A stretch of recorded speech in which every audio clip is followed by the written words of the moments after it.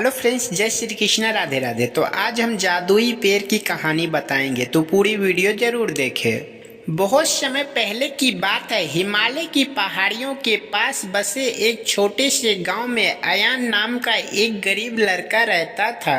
वो बहुत मेहनती और ईमानदार था। उसकी दादी अक्सर उसे एक रहस्यमय जंगल की कहानी सुनाती थी, जहाँ एक जादुई पेड़ था। उस पेड़ के फल को खाने वाला इंसान अपनी हर इच्छा पूरी कर सकता था, लेकिन उस जंगल तक पहुँचना आसान नहीं था। एक दिन गांव में भयंकर सूखा पड़ गया। खेत सूख गए, नदियां खाली हो गई और लोगों के पास खाने तक की कमी हो गई। अयान ने निश्चय किया कि वो उस जादुई पेड़ को खोजकर गांव वालों की मदद करेगा।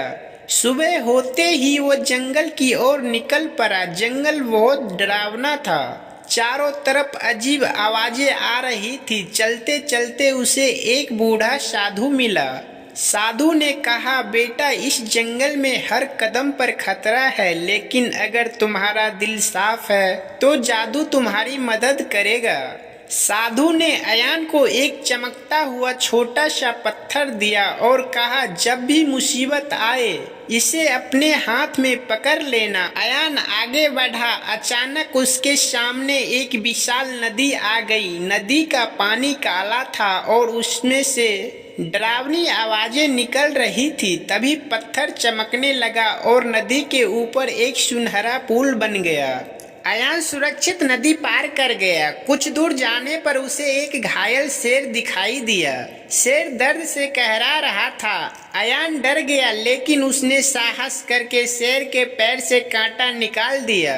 शेर ने मुस्कुराकर कहा, तुमने मेरी मदद की है। जब भी तुम्हें जरूरत होगी मैं तुम्हारी सहायता करूंगा। अयान हैरान रह गया, क्योंकि वो शेर इंसान की तरह बोल रहा था। रात होने लगी। अचानक जंगल में घना अंधेरा छा गया और पेड़ों के बीच से एक भयानक चुड़ैल प्रकट हुई। उसकी आंखें लाल थी और वो जोर जोर से हंस रही थी। कोई भी इस जंगल से जिंदा वापस नहीं जा सकता, चुड़ैल चिल्लाई। अयान डर गया, लेकिन तभी उसने जादुई पत्थर को कसकर पकड़ लिया। पत्थर से तेज रोशनी निकली। चुड़ैल कमजोर पड़ने लगी, लेकिन उसने अयान को पकड़ लिया। उसी समय घायल शेर वहां आ पहुंचा। उसने जोरदार दहाड़ लगाई। चुड़ैल डलकर पीछे हट गई। अयान ने मौका देखकर पत्थर को चुड़ैल की ओर फेंक दिया। पत्थर की रोशनी से चुड़ैल धुएं में बदल गायब हो गई। जंगल फिर से शांत हो गया। आखिरकार अयान उस जादुई पेड़ तक पहुंच गया।